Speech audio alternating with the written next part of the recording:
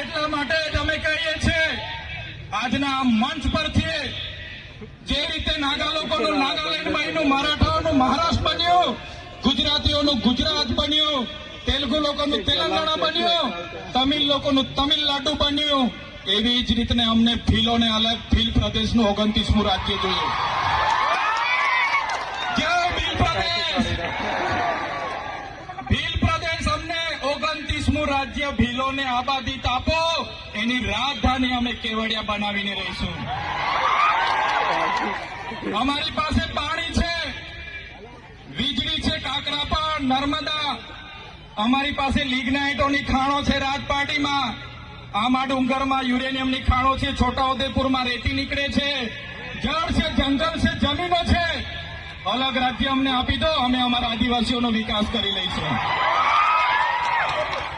જે અમારો ભીલ પ્રદેશ હતો, દેશ આઝાદ થયા પછી આદિવાસીઓને વિભાજિત કરી દેવામાં આવ્યા છે. 13 જિલ્લાઓને મધ્યપ્રદેશ, 12 જિલ્લાઓને રાજસ્થાનમાં, 14 જિલ્લાઓને ગુજરાતમાં અંબાજીથી ઉમરગામ સુધી, 10 જિલ્લાઓ નંદુરબાર, નાસિક, પાલઘર સુધીના મહારાષ્ટ્રમાં લઈ જવામાં આવ્યા છે. આજે પણ અમારો મહારાષ્ટ્ર, મધ્યપ્રદેશ અને રાજસ્થાન સાથે અમારી સંસ્કૃતિ સાથે છે, પરંપરા હરકી છે, રીત ભાષા હરકી છે. આજે પણ અમારો રોટી બેટીનો વ્યવહાર છે. આજે પણ અમે એમની સાથે સાથે રહીએ છીએ. આજે અમને ભીલ પ્રદેશની માંગ કરીએ છીએ.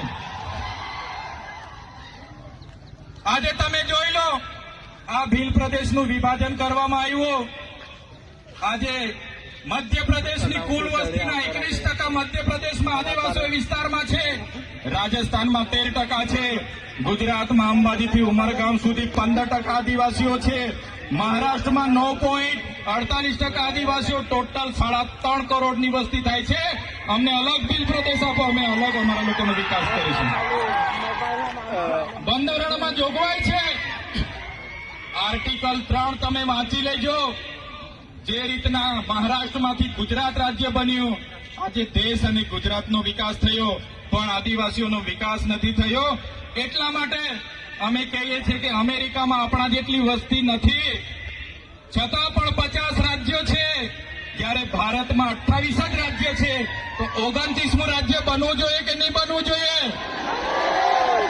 બનવું જોઈએ. એની રાજધાની કેવડિયા હશે. આખું મંત્રીમંડળ અને મુખ્યમંત્રી, અહીંનું આખું અધિકારી ગણ, અહીંનું પોલીસ તંત્ર તમામમાં આદિવાસી હશે, તો જ અમારા આદિવાસીઓનો વિકાસ થશે.